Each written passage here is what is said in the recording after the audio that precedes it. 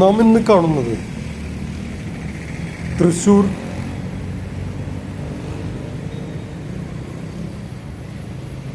Lourdes cathedral പള്ളിയാണ്.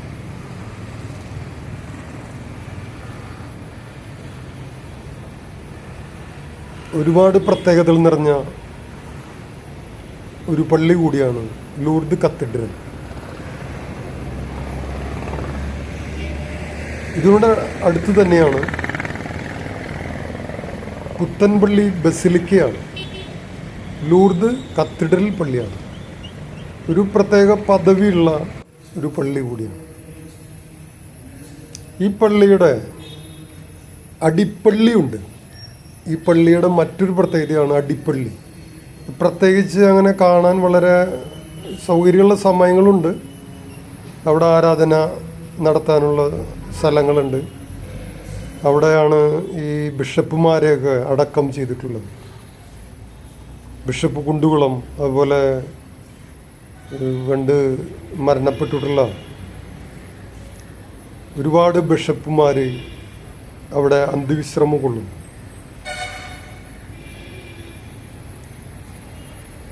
ഞാനിപ്പോൾ തൃശ്ശൂരുള്ള ആളാണെങ്കിൽ തന്നെയും ഈ ലൂർദ് കത്തീഡ്രലിൻ്റെ അടിപ്പള്ളി ഇതുവരെ കണ്ടിട്ടില്ല.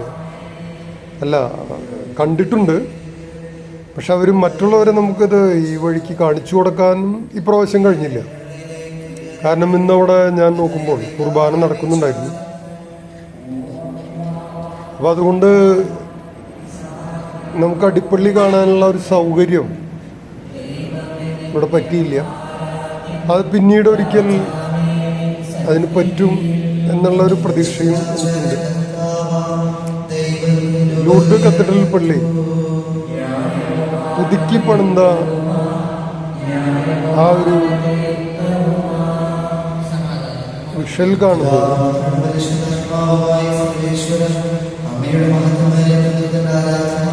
ആരാധനാലയങ്ങൾ എന്ന് പറയുമ്പോൾ നമ്മൾ ദൈവത്തെ വിളിക്കുവാൻ വേണ്ടി വരുന്ന സ്ഥലങ്ങൾ അത്രയ്ക്കും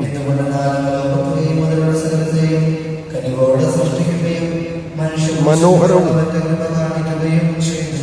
ദൈവം യേശു തന്നെ ജെറുസലേം ദേവാലയം പണി കഴിപ്പിച്ചു എന്ന് പറയുന്നു. ആരാധിക്കുവാനുള്ള ഒരു സ്ഥലം അത്രയ്ക്കും മനോഹരവും ശാന്തി ലഭിക്കുന്ന ഒരു ഇടവുമായി മാറേണ്ടത് തന്നെയാണ്.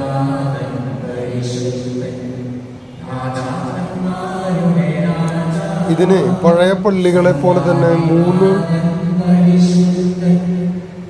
വാതിലുകളാണുള്ളത്.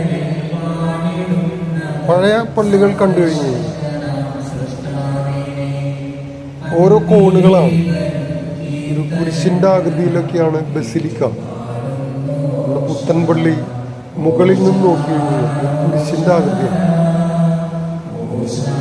ലൂർദ് പള്ളിയും അതേപോലെ തന്നെ പഴയ പള്ളികളിൽ നിലനിർത്തിക്കൊണ്ടാണ് അവർ അത് ചെയ്തിട്ടുള്ളത്. പ്രത്യേകം ഒരു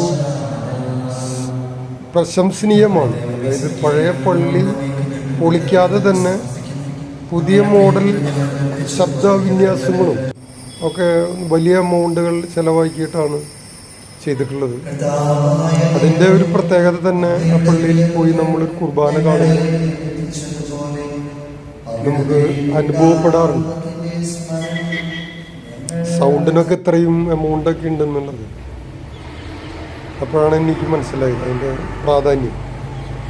ഇത് നമ്മളാ തൊട്ട് ഫ്രണ്ടിലുള്ള ഒരു കപ്പേളയാണ് കാണുന്നത്. ബസ്സിലിരുന്ന് പോകുമ്പോൾ ഈ കപ്പേള ഈ മാതാവിൻ്റെ ഒരു കപ്പേളയാണ്. ഇപ്പോൾ അവിടെ സ്കൂളുകളും മറ്റുള്ളതിൻ്റെ വർക്കുകളൊക്കെ നടക്കുന്നുണ്ട്. അപ്പോൾ ഓക്കെ.